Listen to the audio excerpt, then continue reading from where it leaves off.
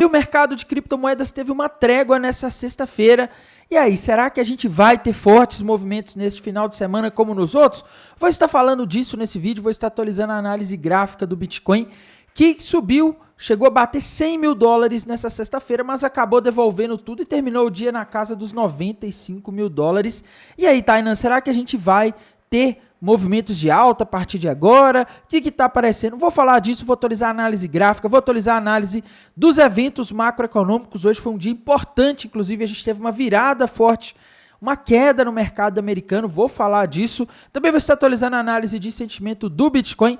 E, pessoal, atualizar a análise dos gráficos das principais criptomoedas.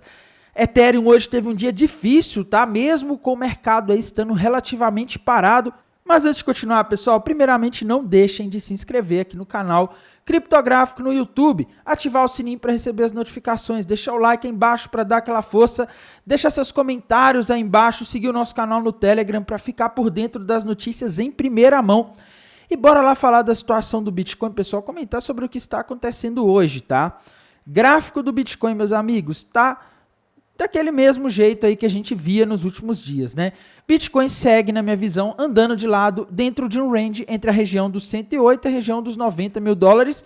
E por enquanto nada de novo nos tempos gráficos maiores. No gráfico diário a gente continua aí com o Bitcoin preso, tendo que romper para cima ou para baixo esse range, tá? Se ele romper para cima, ele segue a tendência de alta. Se ele romper para baixo, que no caso seria romper os 90 mil para baixo, aí a coisa complica bastante, porque aí o Bitcoin poderia formar um topo duplo, mas nenhum desses dois cenários ainda se concretizou, então a gente tem que aguardar aqui e ver para onde ele vai romper essas regiões de suporte e resistência. Indo aqui para os tempos gráficos menores, gráfico de uma hora, a gente não consegue ver um padrão coerente também, tá?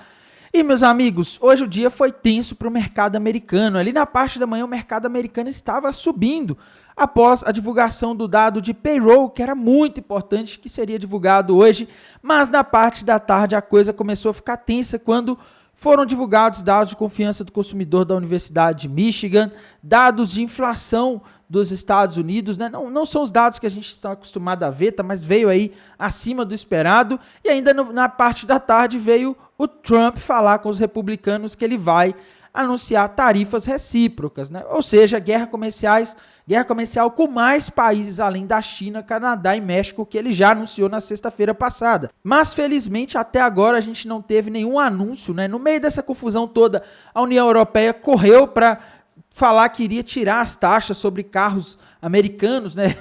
Ou seja, a União Europeia meio que se rendeu ali antes da guerra comercial começar, né? Mas, enfim, a gente teve isso aí, eu não sei se isso influenciou no fato de a gente não ter tido um anúncio formal do Trump, tá? Mas fato é que o Trump deu uma trégua nesse final de semana, porque nos últimos 2 finais de semana, o Trump deixou o mercado muito nervoso. O primeiro foi lá aquele do lançamento da meme coin dele, depois da esposa dele, que drenou a liquidez do mercado. E aí no outro foi guerra comercial com a China, Canadá, México. Isso deixou o mercado muito apreensivo, causou muita queda no último final de semana. E pelo menos nesse ele não anunciou nada até agora que fosse prejudicial para os mercados. Mas pelas últimas notícias que eu vi, ele deve anunciar isso na semana que vem. Existe o risco ali da União Europeia acabar sendo taxada, já que ele prometeu muito durante a campanha dele, e pode ser que isso também venha a afetar até mesmo o Brasil, tá? Não dá para afirmar, né? Mas é bom ficar de olho nisso daí, porque dependendo do que ele anunciar, a gente pode ver uma subida de dólar aqui no Brasil, tá? Então a gente tem que ficar sempre atento nessas coisas que podem afetar o nosso país, porque afeta o nosso câmbio e o nosso dinheiro no fim das contas, né? Em termos de eventos macroeconômicos, pessoal, tivemos o relatório de empregos não agrícolas, o famoso payroll, e ele veio abaixo da expectativa. Para mim, esse foi o dado mais importante do dia, tá? A expectativa era 169 vezes 143, e isso é ótimo, tá? Mas o dado de dezembro foi revisado muito para cima, né? Para mais de 300 mil.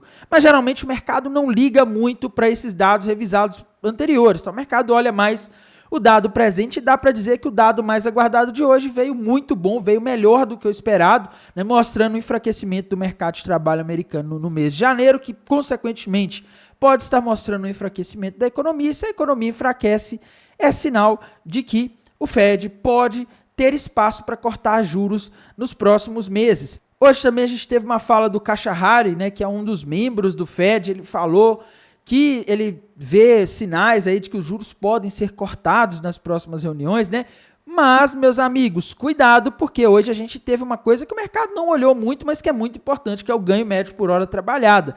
Ele cresceu em janeiro muito acima do normal, tá? Janeiro não é um mês que historicamente tem uma sazonalidade muito forte nos Estados Unidos. Geralmente é dezembro e o mês de julho ali, que o julho é o mês do verão, né?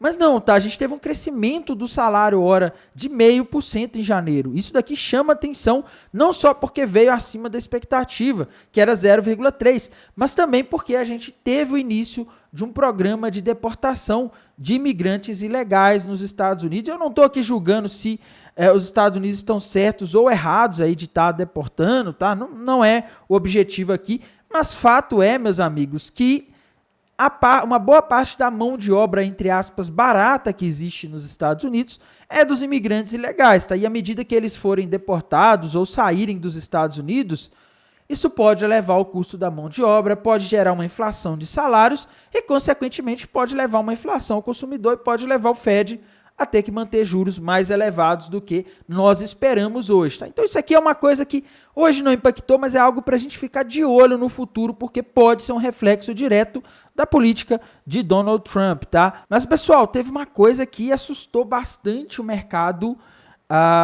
no que aconteceu aí hoje, tá? Uma coisa que, inclusive, foi meio-dia no horário em que o mercado começou a cair. Isso provocou uma virada de queda no mercado americano, que foi as expectativas de inflação de fevereiro, divulgado pela Universidade de Michigan, se eu não me engano. A expectativa era que na base anual, a inflação dos últimos 12 meses tivessem 3,3%, e segundo esse índice da atividade da Universidade de Michigan foi 4,3%. Mais do que o esperado, 1% a mais do que o esperado. E o mercado já tomou um susto, ele olhou e falou, opa, inflação, isso aqui não é legal não, hein? Depois, ao meio-dia também a gente teve a inflação de 5 anos, né, dos últimos 5 anos da Universidade de Michigan, a expectativa era que elas tivessem 3,2 e tem 3,3, acima do esperado também, tá? E o dado de confiança do consumidor da Universidade de Michigan também decepcionou, a expectativa era que viessem 70 e veio 67,3. Então, a gente pode estar tendo um sinal, né, o mercado interpretou que a gente pode estar tendo um sinal de que a economia está desaquecendo, mas a inflação não está caindo tão rapidamente, o que poderia levar-nos a um cenário que pode ser considerado o pior possível, que é o cenário conhecido pelos economistas como estagflação, que é quando você tem inflação, mas ao mesmo tempo você tem aí uma estagnação econômica, a economia não cresce, né? E muitas vezes até está em recessão, um aumento do desemprego. Então, a gente tem que ficar de olho aí no que a gente vai ver nos próximos meses, os efeitos dessas guerras comerciais que o Trump está travando, os efeitos das políticas migratórias, isso pode impactar a economia dos Estados Unidos, a gente deve ficar muito atento nesses dados. E a gente não pode deixar de falar da análise de sentimento do Bitcoin, pessoal. Infelizmente, eu ainda não renovei a assinatura da Highblock, tá? Mas na semana que vem já vai ter aqui a Highblock para vocês acompanharem aqui no canal. E, meus amigos, em termos aqui de indicadores de sentimento, o que eu vejo aqui, pelo que eu tenho aqui do TRDR, é o long short ratio ainda muito alto. Em 2, meus amigos, isso sinaliza que a gente pode sim ver mais quedas por parte do Bitcoin nos próximos dias, talvez nas próximas horas, não dá para saber exatamente quando, tá? Mas o que o mercado está sinalizando aqui é algo similar ao que ele estava sinalizando aí antes desse movimento de queda que a gente teve, tá? Mais pessoas apostando na alta do que na queda no mercado de futuros, e vocês que acompanham aqui o canal já estão cansados de saber que geralmente o mercado faz o contrário do que a maioria espera. Se a maioria espera uma alta, geralmente ele cai. Se a maioria espera que ele vá cair, ele sobe, tá? Então, por enquanto, a maioria está apostando na alta. Isso é um cenário um pouco perigoso para mim, dado que a gente tem aí o Donald Trump agora podendo a qualquer hora anunciar alguma coisa que assusta o mercado e faz o mercado cair de uma hora para outra, né? Então, vamos dizer assim, um motivo para as baleias tentarem jogar o mercado para baixo para tomar o dinheiro desse pessoal não vai faltar aí nos próximos dias, provavelmente. Em termos de análise das altcoins, pessoal, Ethereum, tá? Ethereum teve um dia terrível, tá? Infelizmente, tem que falar a verdade aqui, não foi um dia bom. Ethereum aparentemente perdendo o suporte dos $2.600, $2.700, tá? a região ali que ela teria que segurar, mas pelo jeito não vai conseguir se segurar aqui, pelo menos até agora não está conseguindo, e o próximo suporte para Ethereum está lá na região dos 2.500, tá? Então a gente pode ver Ethereum testando 2.500 aí nos próximos dias ou talvez horas. Infelizmente não temos aqui nenhum padrão gráfico novo para Ethereum, tá? Ethereum está andando de lado aqui nessa região entre os 2.400 e os 2.800, tá? Mas tá meio fraquinha, viu, pessoal? A Ethereum tá muito fraca, e o problema é que quando a Ethereum cai, geralmente ela leva a maioria das altcoins junto, né? Solana, meus amigos, gráfico da Solana também não tá um gráfico aí de bons amigos, tá? Infelizmente, a Solana parece estar fazendo um padrão aqui que pode indicar queda, tá?